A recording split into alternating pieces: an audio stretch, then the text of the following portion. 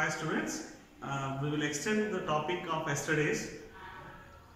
Last session we have discussed about what is the structure of atom which is proposed by Niels Bohr.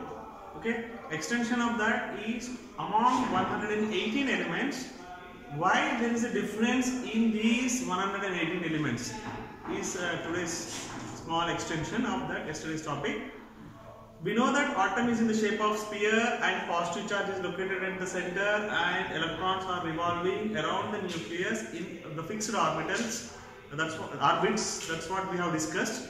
Now why or what making the difference in the atoms of or existence of these 118 elements? If all substances around us consist of atoms and the same nucleus and the electrons revolving in that around that nucleus in the atom, and what makes to have these 118 existence of these 118 elements, that's what I want to discuss, which will help us to in further topics.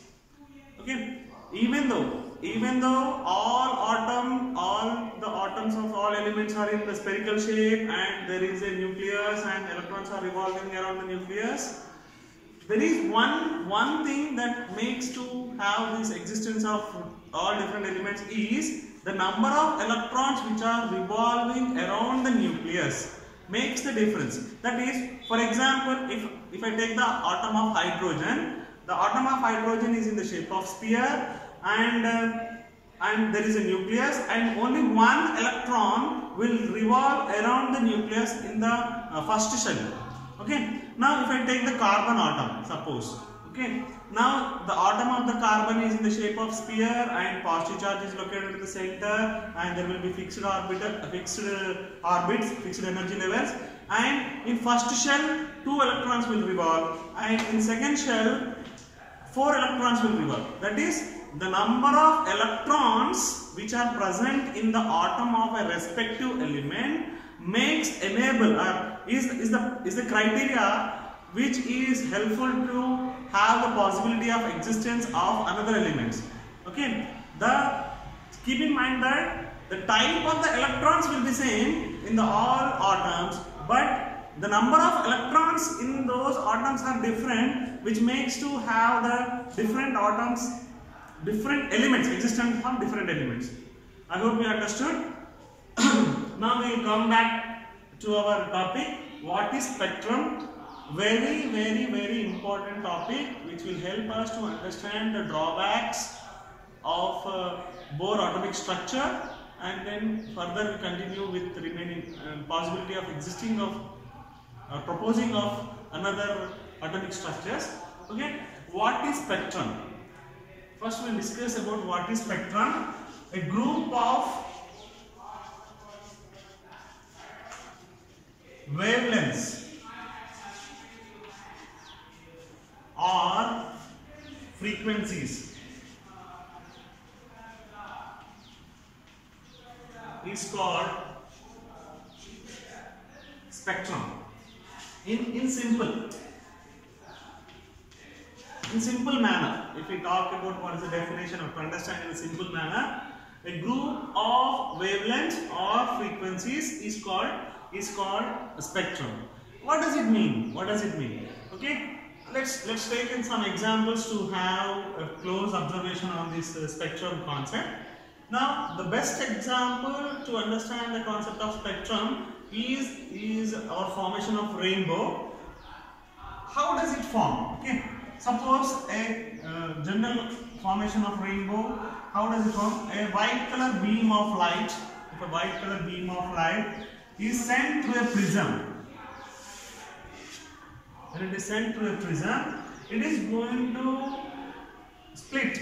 It is going to split in 7 colors, into 7 colors.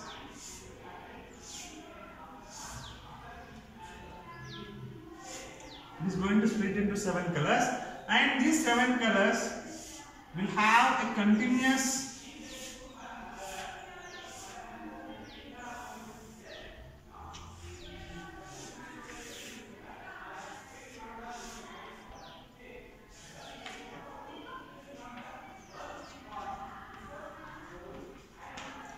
will have a continuous group of colors to form this the formation of dispersion. Okay.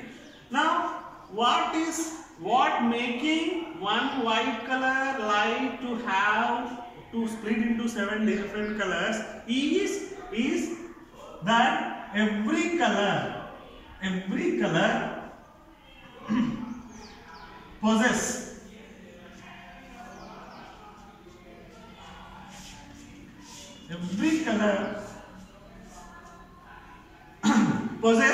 its respective wavelength. That means, okay, red color has the maximum wavelength, orange have somewhat less wavelength, yellow even less wavelength, green even less wavelength, blue even less wavelength,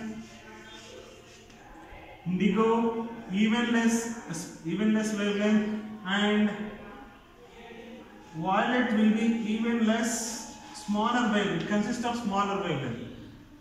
And as every color possesses their respective wavelengths in an increasing order from violet to red, it is going to disperse into different colors, split into different colors.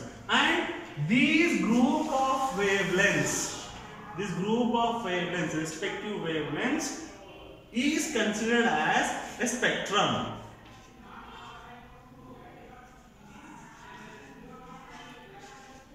Okay, this group of wavelengths, arrange this wavelength, this maximum wavelength to minimum wavelength in this VIBGYOR is going to give the concept of a group of wavelengths, and this group of wavelengths is called as a spectrum. For example, if this arrangement is arranged in a straight line form, for example, okay. Now, what is going to happen?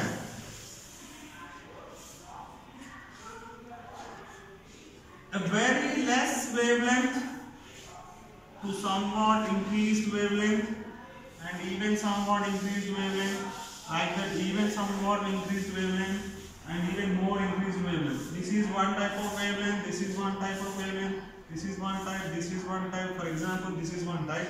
Okay, this is one pattern of wavelength, this is one pattern of wavelength, and this is one pattern of wavelength, like that it continues. And the total group of these wavelengths, all different wavelengths, is considered as a spectrum. Is considered as